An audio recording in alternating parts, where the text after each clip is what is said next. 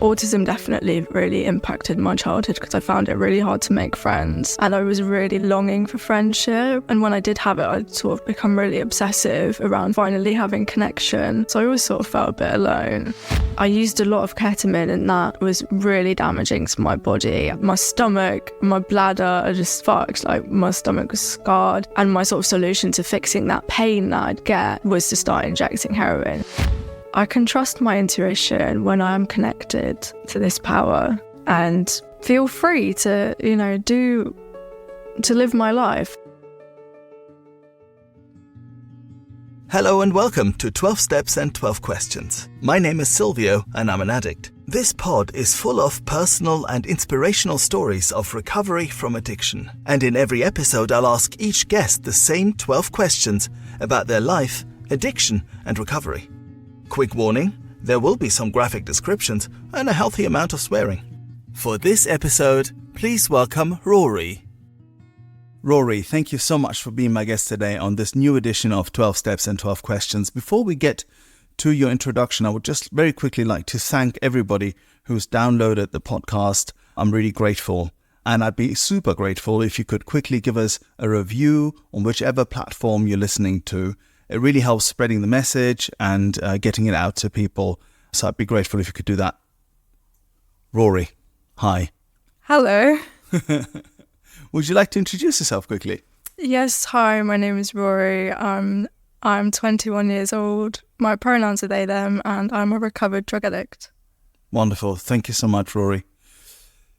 Let's get straight to it. Question one, which is, did you have any adverse childhood experiences? I feel like my childhood was actually fairly normal. I had little traumas, I suppose, here and there, but I guess kind of everyone I know also has experiences like that. Although I did actually struggle a lot with my mental health. I've had psychosis ever since I can remember, since being in nursery. I'd see things. I'm also autistic, but I wasn't diagnosed till I was an adult.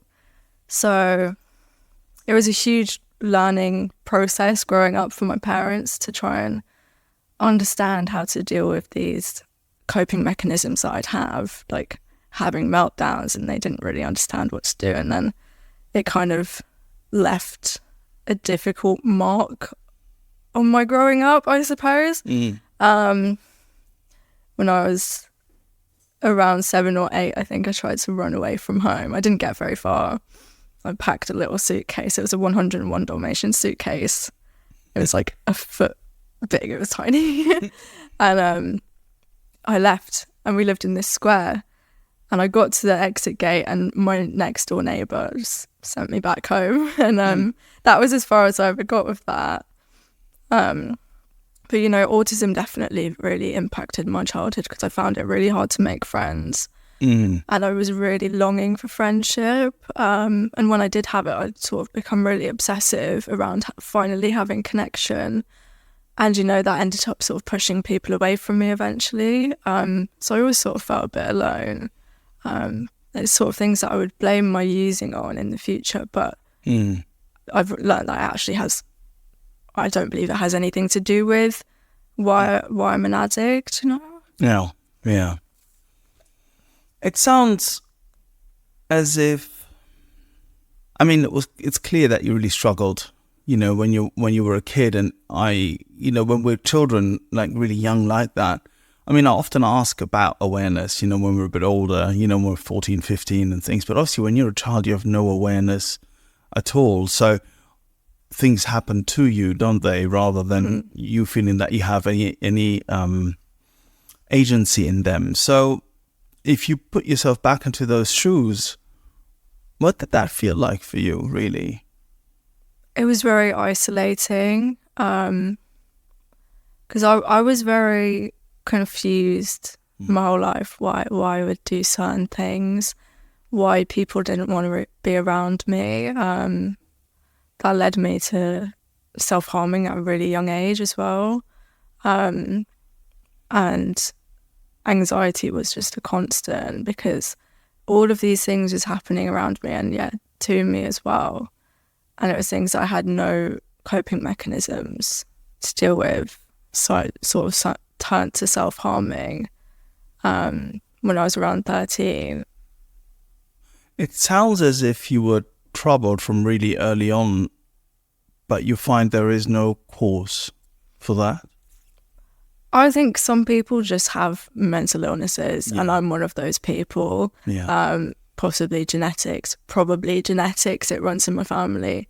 I've got 4 siblings. All of us are diagnosed autistics and other neurodivergencies. And a lot of the time they go hand in hand with other like different mental illnesses as well. Yeah, that makes a lot of sense. So you say you have 4 siblings. What was your relationship like to them? So my older sibling and the one after me, we were always very close. As we, in age as well, we were very close in age, so that brought us together. We kind of grew apart over time, but for a while I shared a bedroom with my older sibling. Even throughout my using as well, there was just a bookcase that divided us. But I tried to... It's a bit difficult to talk about because me and my older sibling, we grew apart, but I knew that I could always depend on them. I took an overdose to try and end my life when I was 17, and they were who I told about it. It's like when I was 13, I set fire to the bathroom, and I went to my older sibling and, hey, I've set fire to the bathroom, and they were like, oh, don't worry, I'll deal with it. So me and my older sibling are very close, and the younger ones now, there is a bit of an age gap. But so they were literally there to put the fires out. So yes, exactly. Yeah, absolutely. And sort of, this is something that because in my own family, while it kind of looked normal, what I do always remember is the atmosphere in the house. It's always really tense, or mostly really tense, right? There was a lot of arguing. It was quite a loud household, right, where I come from. Being Italian by birth obviously doesn't really help with that. But there was also a lot of tension always around the house. It was always quite tense. Was it the same for you, or a different kind of household? You know what? Some days there were definitely tension, but you've made me remember me and this older sibling of mine. When we were younger, we did have a lot of fights. We would scrap a lot. Yeah. And my mum implemented this rule where if my older sibling threw a toy at me, which was a really common occurrence, then that toy would then belong to me. Oh, wow. And it worked for a while, but then what I started to do was egg him on, like, go on, throw a toy, go on, do it. And then I'd have like all of my older siblings' toys, and he'd be left without none. Yeah. Now, with all this setup, with the struggles with mental illness and the autism and so on and so forth, how did you get on at school? I was very bright in school. I definitely thrived in an educational environment, but I went to a secondary school which was very high pressure. It was very intense. It really affected my anxiety. And it got to a point where I dropped out of school when I was 13 before I took any exams, just because it was far too intense for me. I felt very anxious. The self-harming was getting worse, and I had these suicidal thoughts very frequently. So we made the decision for me and my mum made the decision for me to come out of school. All my other siblings were homeschooled at this point, so I sort of joined in with them. Yeah. But then I got bored and wanted to take exams, so I went to a college and tried to do it there. Okay. So here you are, you're about 13 or so, and it kind of brings us to our next question, which is, what did the fun times look like, the good times when you first got hooked? Now, obviously there's a bit of a caveat there, because not everybody has them in that way, and sometimes, especially with behavioral stuff rather than with drugs and alcohol, there isn't necessarily a fun time. But let's just roll with it here. I mean, at some point, either a behavior or drugs or something or alcohol were introduced into your life. How did you get on with that? Yeah, well, I did have fun times. They didn't last very long for me. I think because I actually wasn't using drugs for very long compared to a lot of people. It was only around 7 years. But, you know, I said that I It's a third of your life, though, probably. Okay, yeah, that's true. Just what now? So I left school and I went to this college to take my GCSEs. I was around like a completely new group of people. The school before it was a girls' school. It was very strict. It was a Christian school, and we'd have to go for like mass, and our local church was Westminster Abbey. Oh, wow. It was like very strict, and that sort of way. And I went to this college in South London, and it was really, really relaxed. So I started drinking in class, and I had a fun time. It was great. I failed some of my exams because of it, but this was around the time that I found weed as well, and I was the person who would come into class and like give people weed, give people alcohol.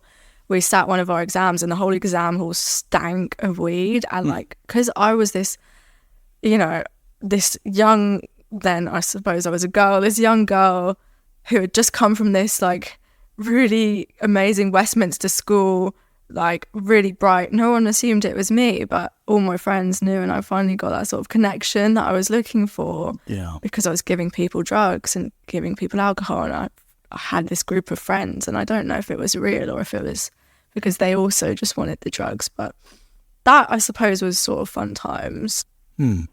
And how did it progress from there? You had some good times. That was mainly, you said, with drink and weed.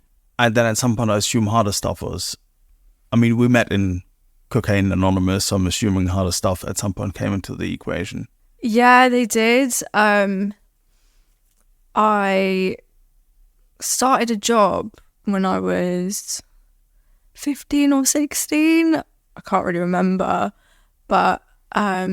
there was quite a big using culture around there.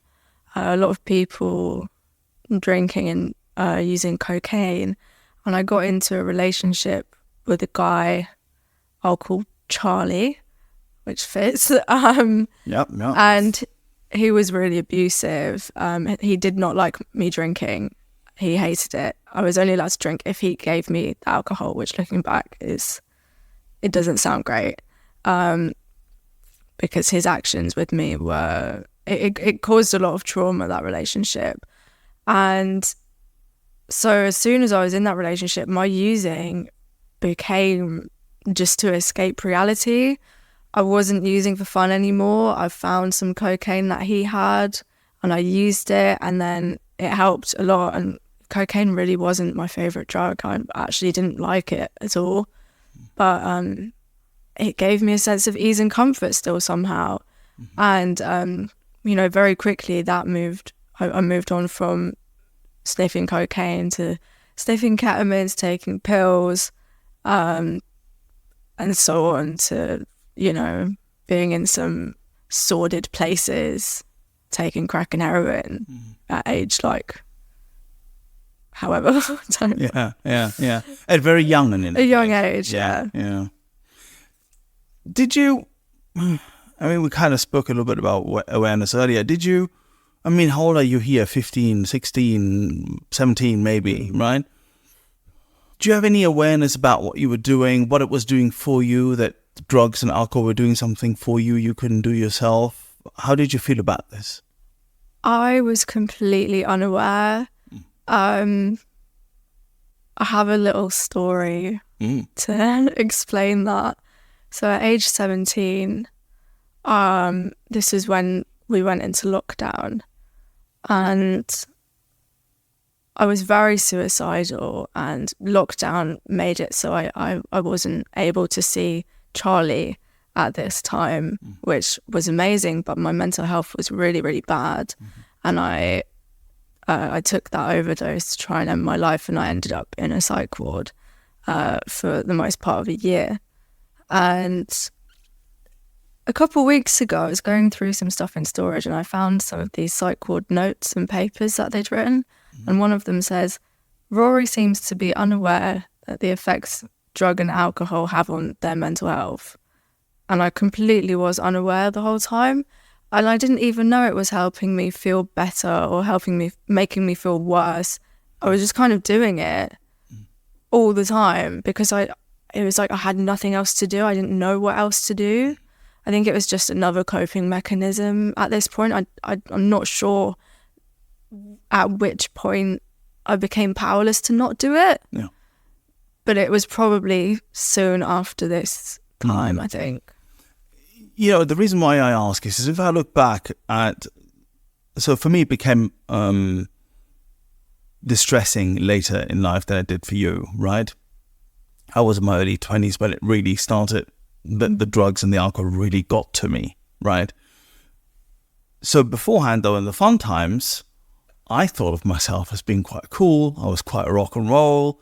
I'd bring life, soul and all sorts of other things to the party. Yeah, I just thought of them as being accoutrements to a colourful personality, if you will, right? Rather than thinking of them as things that I needed to get by, which really they were, right? Mm-hmm. I'm just wondering whether you also had this sort of slight personality there, where you were kind of like, oh, I'm a cool chick. I'm quite rock and roll, that sort of thing, or whether that was never really on the agenda.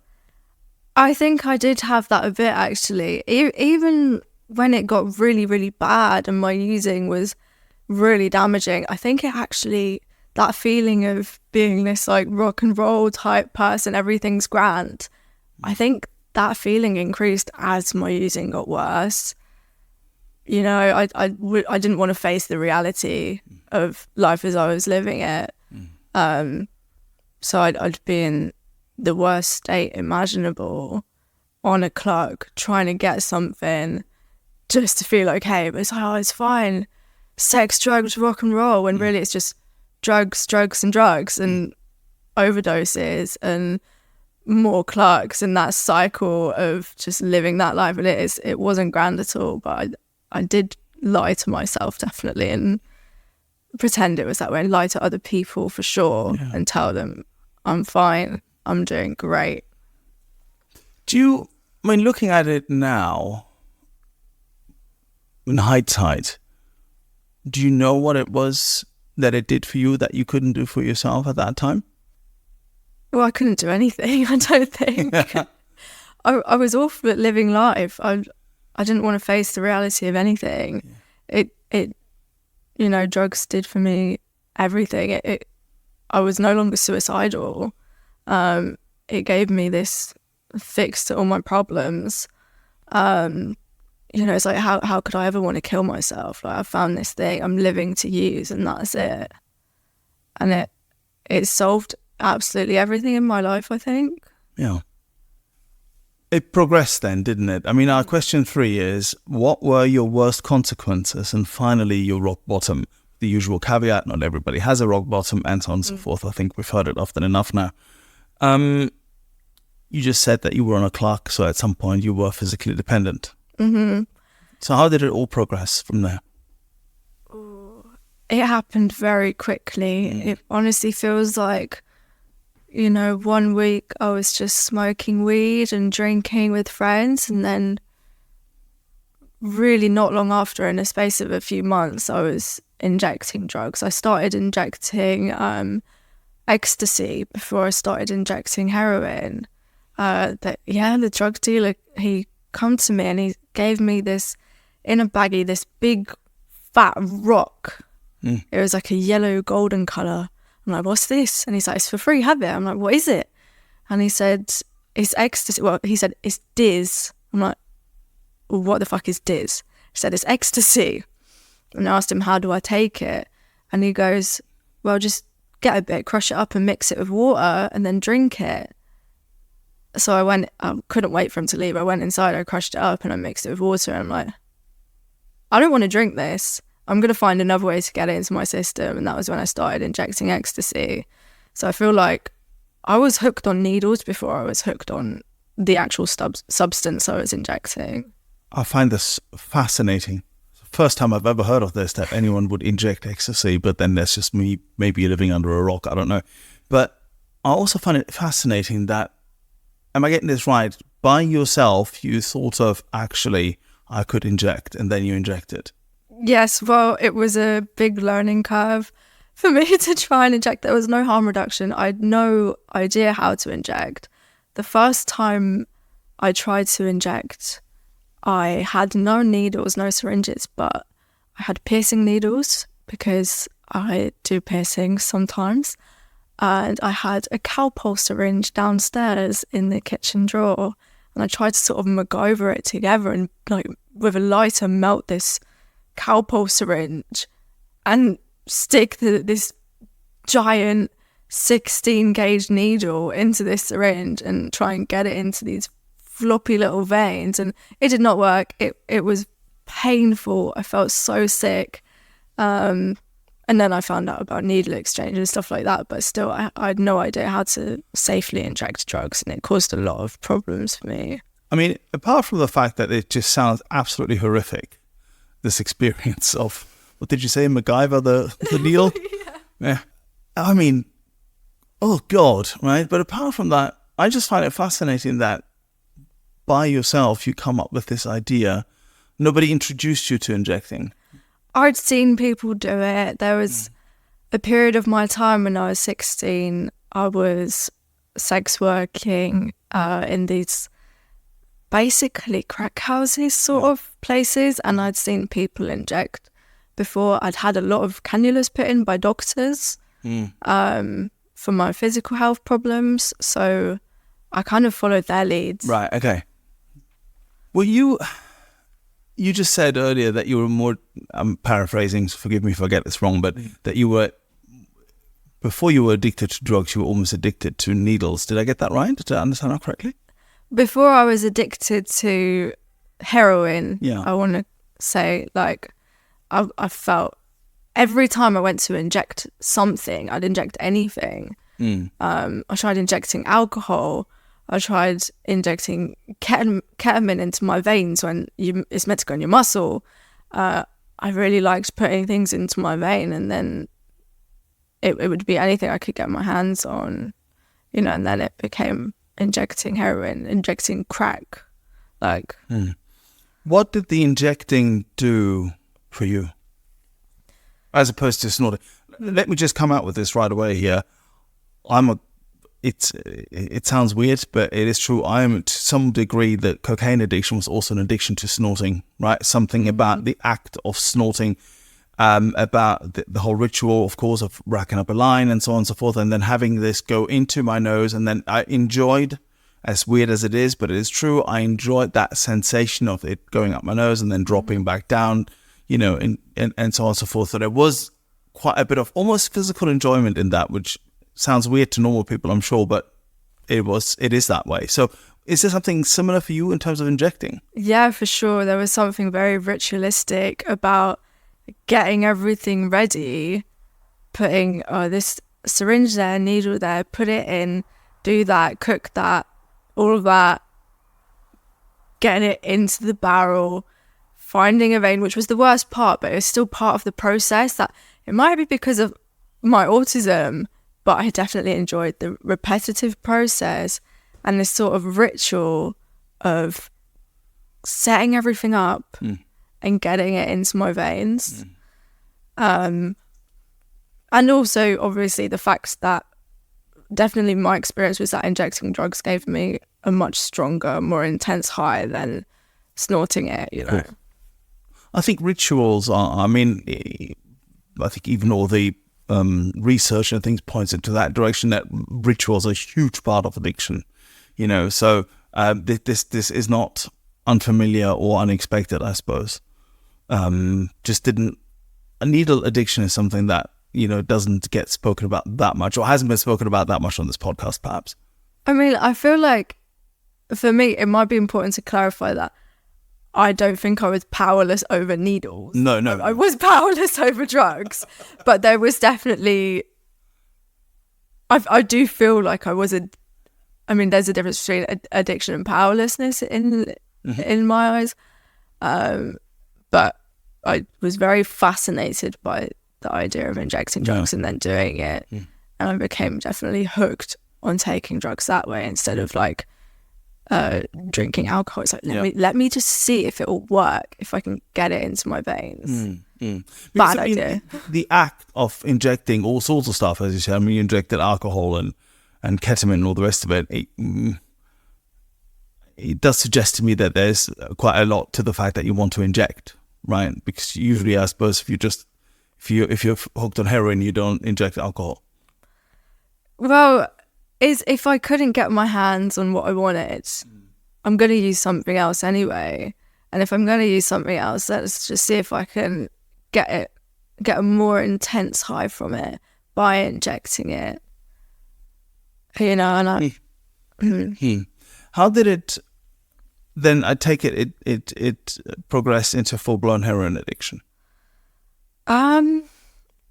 So I'd used it periodically throughout all my using, not all my using, like for maybe the last 3 years a minute. But I never got a habit. I don't think I did. I was using a lot of substances at once and just whatever was there. And then I'd gotten a bit of clean time and then relapsed. And this was when the heroin addiction got really bad. I actually didn't have any intention of going and getting drugs, and I met some guy outside East Croydon station, and we was talking. He was a fellow junkie. You could just tell. We was talking about tattoos, and all of a sudden, the thought came into my mind, and I asked him, "Do you know I can get some gear?" And straight away, we were off and running. We went to meet this little group of junkies there. One of them came with us, and then we went up a hill, met some other people. People would be like, one person would come from these little groups, and we'd go up to this hill, wait for a car to come, keep waiting. Oh, there's another car, not that one. Wait for the car to stop, and then one of us would go and get the gear for all of us. And that was just a really repetitive cycle every single day during the time that I relapsed. And it was never that bad before I got clean, I suppose, the first time. It was just kind of use whatever I can when I can. No. So if we remember the question maybe a little bit, which is, what were your worst consequences and finally your rock bottom? So clearly things have progressed to a point that was difficult. What did that look like, and how did it progress? I had definitely a lot of consequences in a very short amount of time. Many ongoing physical health problems. Like, I used a lot of ketamine, and that was really damaging to my body. My stomach, my bladder are just fucked. Like, my stomach was scarred, and it was really, really painful to keep on using ketamine. And my sort of solution to fixing that pain that I'd get was to start injecting heroin. So that's sort of when I started doing that. And it kind of helped, I didn't have as much pain, and I got really high. But it ended up causing a lot more problems than it solved. I think the worst thing that happened, physically the worst thing that happened, was I took a lot of heroin and a lot of benzos, and I didn't really like benzos, but I took a lot of them with a lot of heroin and a lot of cocaine, many things combined at once, and it sent me into a coma at my place of work after hours. And if you're enjoying this podcast and would like other addicts and alcoholics to hear it, then please make the pesky AIs and algorithms work their 12th step. Hit like and subscribe. I don't remember what happened in the hospital or even coming out of the hospital, but 1 second I'm using, the next second I'm in a cab with my mum, and I ask her where we're going. She says, we're going home. You were in a coma, and she sort of shut me in this room for ages, and I still managed to get out and use, like it was seeing the desperation of my family for me to stop, You know, I've got younger siblings. My dad's a police officer. I put his job on the line a lot. They were just so hopeless. I was drawing one time in the bathroom. It was really late at night, crying my eyes out, and I was having these ketamine cramps in my stomach as well, which is honestly the worst pain I could ever imagine. Like, I've nearly died several times, and these K cramps were worse than anything. But my parents had convinced me, I think, to give them my drugs, or they took it. I don't remember clearly, but in the middle of the night, my parents come into the bathroom and see me hunched over on the bathroom floor with my head in the toilet bowl, just in agony. And I remember my mum saying to me, "Are drugs worth this?" And then my dad saying, "Should we just give them back the drugs, because I can't look at this?" You know, and that broke my heart. They didn't end up giving them back to me, which broke my heart even more. But, you know, it's like the book talks about this frothy emotional appeal seldom suffices, you know. Yeah. It was really hard to see what I was doing to my family. I didn't see it really at the time, but I was told that I traumatized my family, and I couldn't believe it. I'm like, no, all I do is use drugs. I'm not hurting anyone. This has nothing to do with you. But it's stuff that I really had to look at, you know. And to the alcoholic, his life only seems the only normal one. Yeah, can't differentiate the truth from the false. Yeah. Yeah.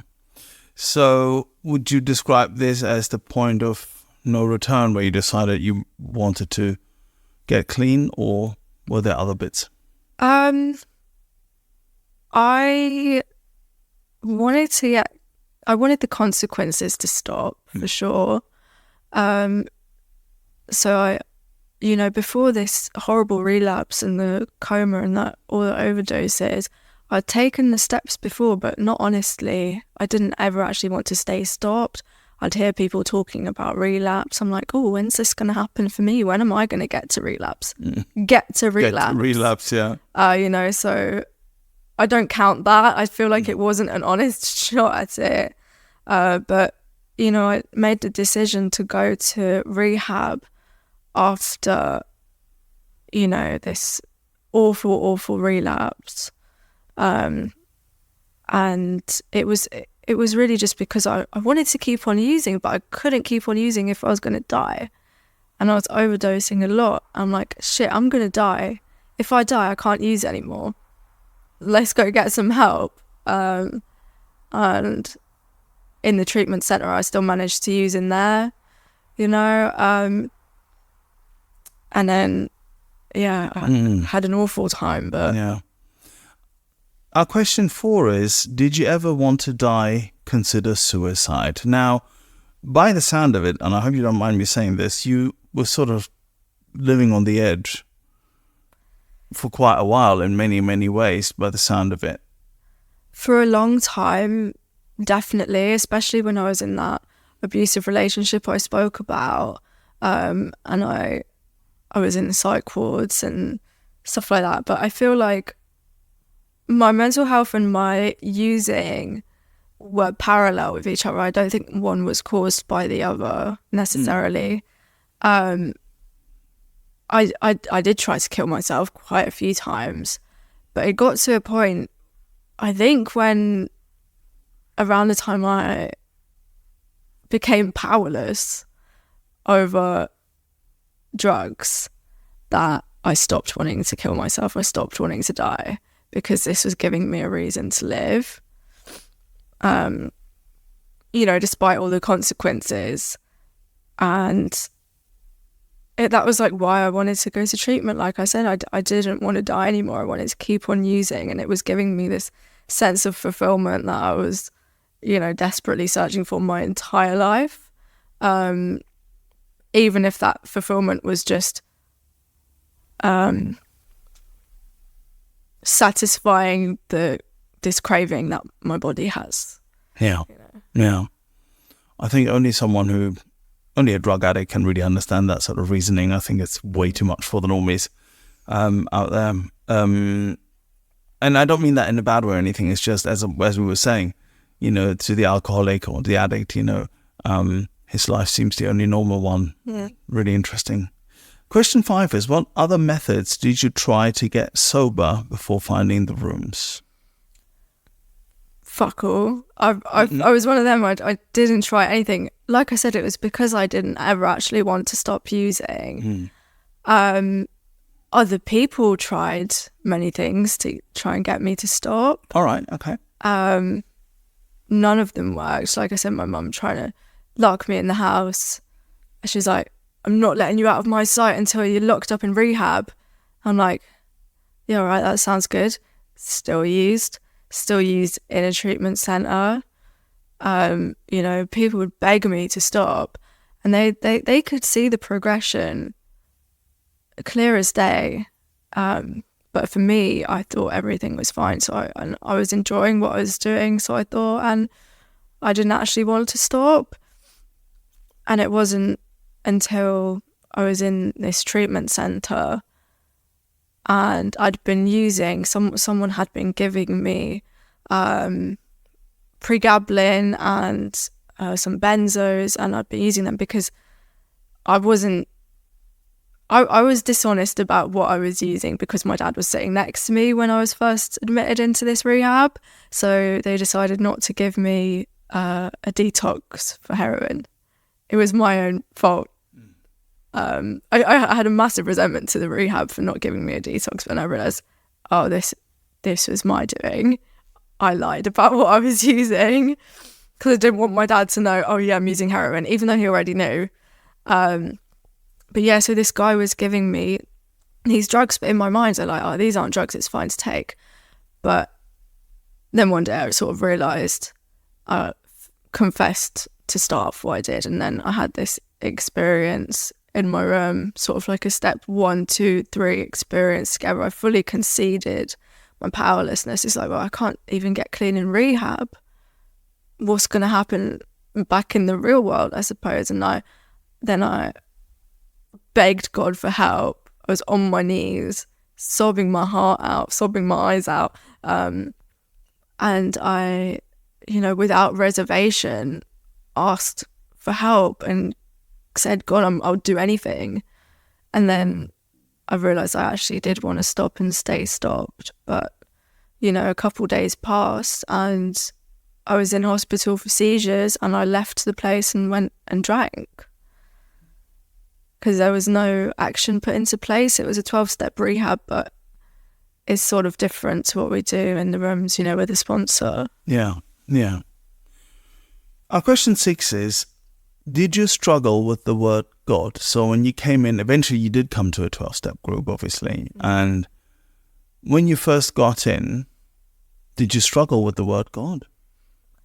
Yes, when I first came into a 12-step meeting, I was just very confused why people were talking about God and what sort of role God had in this program. I had no idea people were going to be talking about God. And I was sitting in this room and a woman come up to me at the end of my first ever meeting and she said, "You need God." I'm like, fuck off, crazy religious woman. So I was really confused about what you guys did in these rooms. The only assumptions I had was media representations of AA meetings, which are, they seem dark and gloomy, people complaining about their lives and how difficult it is to be an alcoholic. And I was expecting that. And then people were really happy. I'm like, okay, cool, I suppose. And people talk about God. I'm like, no, I don't understand. I really didn't get it. But that being said, I've always believed in God. I went to that Christian school. I went to church for a long time.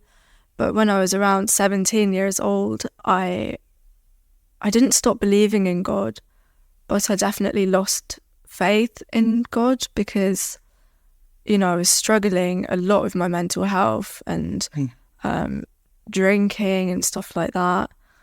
And I thought, what kind of God would let me go through this? But then, when I did take the steps and look at step 2, I had to look at these assumptions I had about God. Yeah.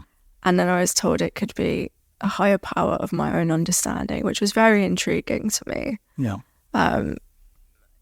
My sponsor told me, take a look at what you think God is, and is it a God that's been impressed upon you by other people, or is it something that you believe in and understand, And that really helped me, because the idea that I had of God was definitely something that had been impressed upon me.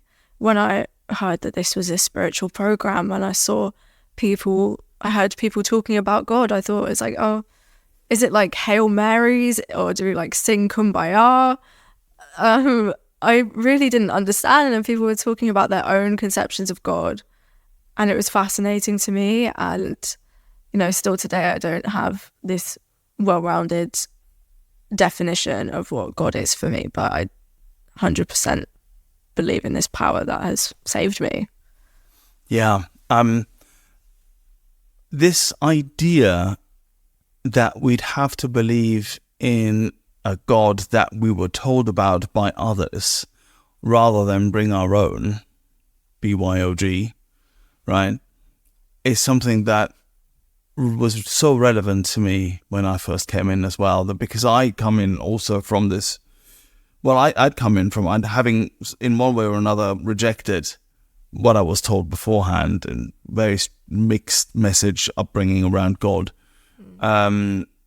There was always this sort of like, well, Jesus died for you kind of thing going on and stuff, and I really didn't. It made me feel weird and almost blamed for something I'd had no concept of and so on, and that I could just get rid of all of that.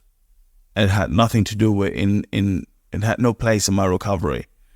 That was really what turned it around for me, actually, in the end. Question 7 is, how do you experience your higher power today? Also a good place to share any God moments if you want to. I experience my higher power today constantly in really little things. It could be as simple as just not being a complete dick to everyone I'm around, because that was my default when I was using. And now it's like I've noticed myself thinking of others and being kind of like, that's not Rory. This is something else working through me, But I've had a lot of, I suppose, God moments, or these spiritual experiences or spiritual awakenings. And some have been these experiences that just fill me completely with love and with God's presence around me, and it's wonderful. Some have been ugly. I've had to face some ugly truths about myself. Each, I think, are beautiful and vital for my recovery as well. And each of those experiences have just brought me closer and closer to this higher power. I see God in my life today as something that I can depend on. Like step 11 in the big book, it talks about facing indecision. When we face indecision, we ask for inspiration and we don't struggle.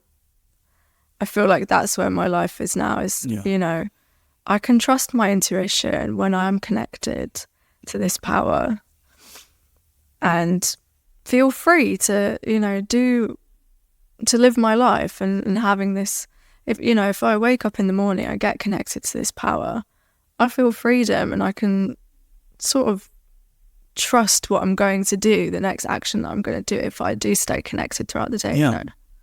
It's a wonderful way of expressing that, actually. Our question 8 is, which parts of the steps were the most difficult for you? So anything that you struggled with in particular? I think definitely step 1 was quite difficult for me. I'd been told by absolutely everyone around me, Rory, you're a drug addict, which, I like, yeah, of course I am, look at me. But I didn't understand powerlessness. I didn't know what it meant to be a drug addict. I was coming to meetings for a while before getting a sponsor, and I was trying on my own to understand powerlessness and identify with it, but I just couldn't, because everyone was telling these stories about all the times they tried to stop using but couldn't do it, and I'd never tried to stop before. And I heard about this term, a mental blank spot, and people saying like, oh yeah, I'd always think it will be different this time, or they don't remember how bad it was. I'm like, no, I know if I take this hit, I'm probably going to overdose. I know. And I know all the terrible consequences, but I'm still going to do it anyway. And that in itself is powerlessness, you know? Yeah. My sponsor explained to me, like, you know, the insanity of using when, yeah, the most insane thing to do in this moment is use, and you do it anyway. And really just broke it down very simply of mental and physical, having no choice but to use and no control over my using. And then I'm like, right, that is me. And then I understood step 1. Another one was step 5. That was a little bit difficult. I feel like everything sort of after step 3, you know, maybe wasn't difficult because I just kind of like, all right, I've made this decision in step 3. I'm going to stick to it. I'm just going to keep going. Yeah. But I did need courage for this step 5 especially. Not the part about talking to my sponsor, because he sort of knew most things anyways, I think. But I worked so hard on getting this relationship back with God. Like, is God ever going to forgive me when I admit all these things to God? Like, what is going to happen? But, you know, my experience is that God is forgiving, and I have been forgiven. And, you know, it's like this moving to step 6, it was so easy. You know, it's like looking at what I've learned in steps 4 and 5. Am I willing to change? Yes, all right, God's forgiven me. I was so scared to take that step, but it was very freeing to actually get it done. Yeah. And what a powerful message that is, I think. Step 5, I think most people, or many people I've spoken to, and probably including myself, you know, a bit embarrassed about admitting all those things to another person, right?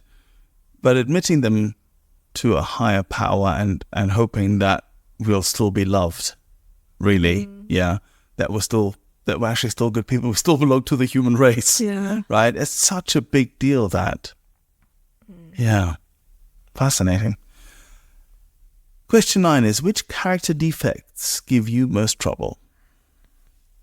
I feel fear comes up for me quite a lot. Self-centered fears of how do people see me?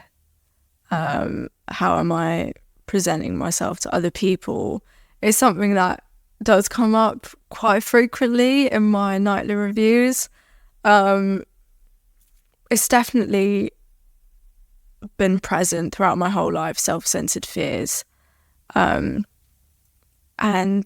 But through working the steps, it's for sure reduced the amount of fear I have in my life, you know.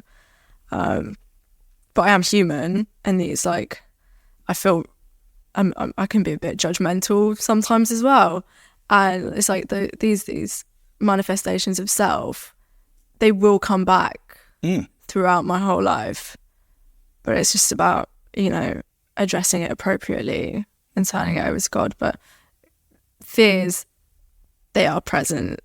So when I'm asked to do a share, or like you asked me to come here, I'm like, oh, how are people going to see me? Am I going to carry a message? Am I going to help someone? I was like, it's okay. I just have to remind myself, I'm free now. I don't need to be scared. I don't need to judge anyone. I don't need to be resentful because I'm free. That's it. Like if all of those things are just like self-will coming back, which I don't need and I don't want, you know. Yeah. Question 10, what's the best thing recovery has given you? So many things. It's really hard to have like a few best things. It's like all those predictions that it says in the big book. They're all coming true. They're all coming to life for me. You mean the step 9 promises? Well, there's so many predictions all throughout the book, but for sure, including the step 9 promises. It's like with the fear of people and of economic insecurity will leave us. Man, I do not have money. Like, I have economic insecurity, but there is no fear around it for me. And it's like in the chapter A Vision for You, I have met people on a common journey, this fellowship of the spirit, you know, and being able to work with others and use my experience to help someone else. It's baffling to me every single day. I wake up and one of the first thoughts I get is how drastically my life has changed, but also how I'm now able to help others. And these sort of, another thing is the living amends that I'm able to make to my family and those around me is wonderful to be back in my family's life. It's my little brother's birthday soon, and I got a text saying I've been invited to feed the ducks with him, and I'm really excited for that. It's really the little things in my life. Well, that's not even a little thing. It's huge. I get to spend that day with my family, you know, and just having something I can rely on, this power to fall back on, you know, when things get intense. I have a power greater than me, you know, I don't have to manipulate these outcomes anymore. Yeah. I'm no longer foolishly burning up energy trying to run the show myself. That is probably one of the biggest gifts that recovery has brought me. It's just like, I can take it easy now. I don't need to stress. And I've got friends with me and family with me who are just supportive, and, you know, I never ask for forgiveness, but I've been forgiven by so many people for what I've done, and it's very nice to know. I think it's really hard to understate how big a deal that is. You know, not being that person anymore who tears everything down, brings the carnage. You know, you were speaking earlier about how you could see the pain that you were causing in your family's life and stuff, and not being that person anymore, but contributing to things rather than tearing them down is such a huge difference, such a turnaround for us. Yeah, it's like thinking now of what I can give rather than what I can take. You know, I feel the joy I get from helping other people and just giving and thinking of others and not thinking of myself all the time and getting stuck in like self-pity, self-centered fears. So I don't need to do that anymore. You know? Yeah. Our next question is, what would you say to a newcomer or someone wondering if they're an addict? I feel like I'm going to give a very basic answer to this question just because I was shown the steps through the Big Book of Alcoholics Anonymous. And there's a whole chapter called Working with Others.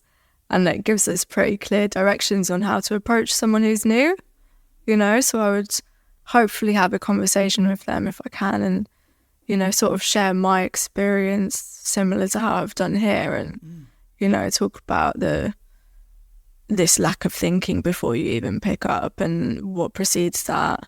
But then also I'd want to definitely tell them what, you know, if they identify, tell them what sobriety can look like, and that we're not boring and glum, and it's not tedious, and it's, you know, sobriety it's given me so much more than I ever expected. It's given me back so much more than what I lost through my using.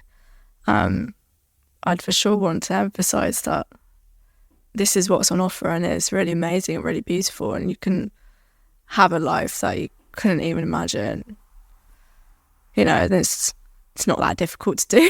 It's like, you know, I feel like I do so little to get so much in return. And it's a wonderful thing. I want everyone to have it, you know? Yeah. One of the reasons why I used a lot and I drank a lot and partied a lot is because I wanted a life less ordinary, right? I thought it was, you know, all about excitement and, a life less ordinary, really, you know. And I had someone said to me, well, if you do all of this, you do the step round so you can lead a normal life, I'd have probably run a mile.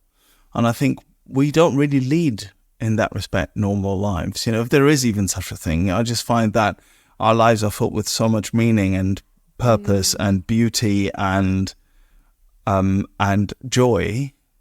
Yeah. Yeah. And that's really what's on offer. I for sure don't live a normal life. Like, I've got this relationship back with my family, and they're obviously curious as to what I do and what's changed and why I am the way I am now. And I tell them, it's like, well, this is sort of what I did, and this is what I do now, and I help others, and I work with other drug addicts who are struggling, and that's pretty much what I do all day. I don't have a job, but I'm very privileged to have a lot of time to go out and go to meetings and meet newcomers, and they're like, how do you do, like, you spend your whole life with drug addicts? How are you sober? I'm like, well, it's recovered, isn't it? Yeah. That's beautiful. That's amazing. Last question. What do you want your higher power to say to you, quote unquote, at the pearly gates? This, I feel like I actually have no idea because I feel like I've met God already many times throughout this journey of recovery. Maybe this is going to sound very strange to anyone who's not in the rooms or not in recovery, but the best part of my life today is sort of helping others and doing what I'm doing, working with other addicts. I'm like, I don't expect there to be struggling addicts in heaven or wherever we go. But it's like, I'd kind of like an opportunity to keep on doing what I'm doing. Yeah. Or maybe you're welcome, because I'm going to thank God so much. That's beautiful. Thank you. I have to thank you so much, Rory, for being here, for being my guest on 12 Steps and 12 Questions. It was brilliant. You brought so much honesty and courage to this, and that is not little. It really isn't. It's a big deal. So thank you so much. Thank you for having me. It was grand, honestly. Brilliant. We're still rolling. That was great. Thank you so much. Huzzah. That was lovely. Did you feel that you said everything you wanted to say, or did you leave it all on the field? I think I said everything I wanted to say. I feel like I had some notes. I didn't say all the notes. I'm like, anything that sticks out from those notes that you really think that should be in there? Okay, good, excellent. Brilliant. I think it was really wonderful. It's so great to hear your message. And as I said, you brought so much courage and so much joy to this. It was brilliant. Thank you again. We've come to the end of this episode. Thank you for listening. If you've enjoyed it and would like other addicts and alcoholics to hear it, then please make the pesky AIs and algorithms work their 12th step. Hit like and subscribe. While this pod is based on the 12-step recovery program, it's not officially affiliated with any 12-step fellowship. 12 Steps and 12 Questions is not substance or behavior specific, it's fully self-supporting and not-for-profit. And you know this next bit. It's not allied with any sect, denomination, politics, organization or institution. It does not wish to engage in any controversy, and it neither endorses nor opposes any causes.